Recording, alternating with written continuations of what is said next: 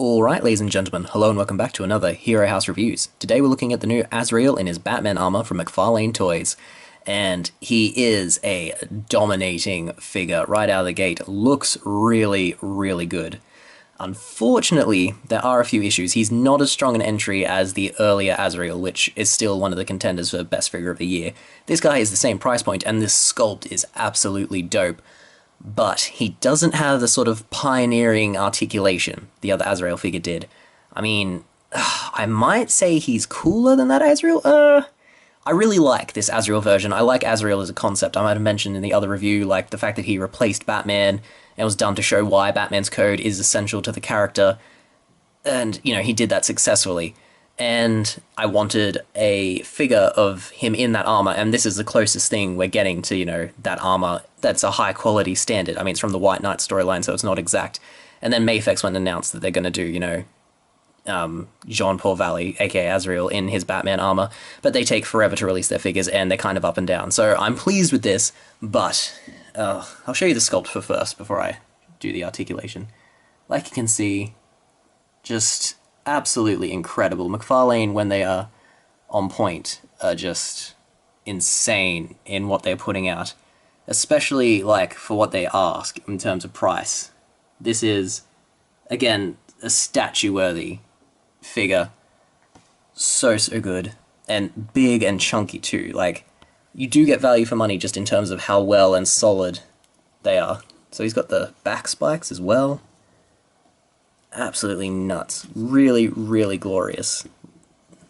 Yeah, could not be more pleased with how the actual aesthetic of the thing came out. The legs are a bit stylized, I guess would be the term, because they're trying to be true to the art. He's so tall he barely even fits on camera when he's standing up straight. But they also are where the articulation and the issues begin to appear, because whereas the other Azrael could stand quite comfortably on his own, this one cannot. His ankles are weird. They are weirdly done due to how skinny his legs are, so you have to position the feet in a very particular way, which is just hard to do. He keeps falling over, and as you know, that is one of my biggest pet peeves. It makes all good figures shit if they cannot stand.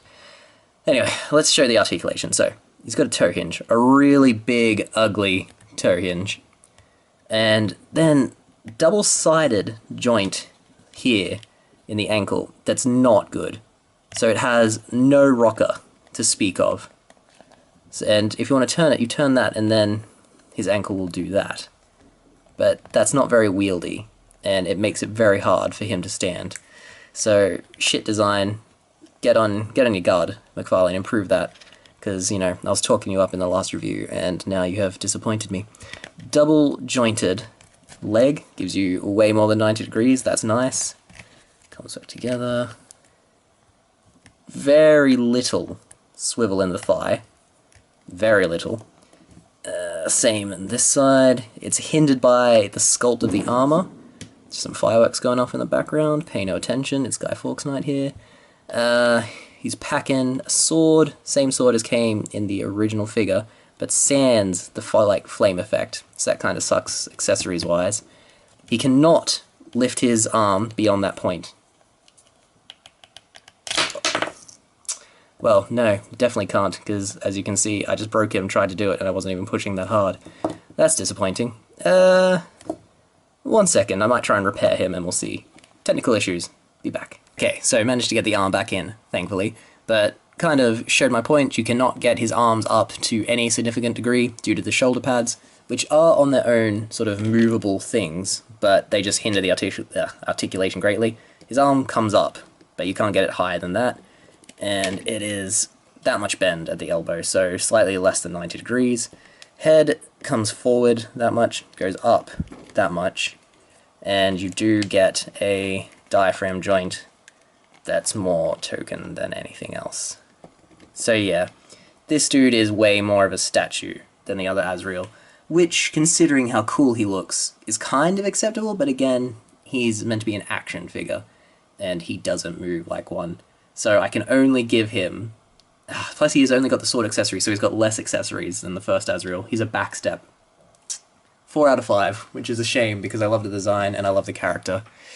Yeah, real shame. Actually, the arm popped out just when I tried to move it. That's really limited articulation.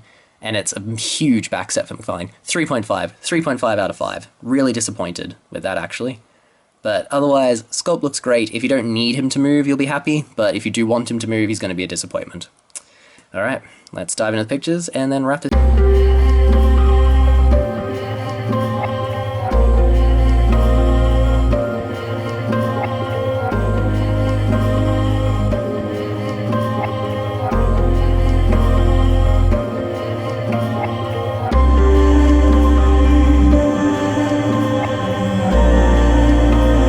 You have it, Mcfarlane's Azrael in his Batman armor, and oh, looks so good. It's such a shame that they couldn't do the articulation right. I mean, he would have been better than the other Azrael if they could have, but as it stands, he's the inferior, less mobile version who just happens to look absolutely amazing. I mean, he is better than most Marvel Legends you'd find on a shelf. Doesn't move as well, but that sculpt is absolutely insane. He's got the size behind him. The sword is a more well-done accessory, I guess by that meter. But he's still not a 5 out of 5 because Mcfarlane have set a high standard for themselves, and that's something you have to, like, factor in.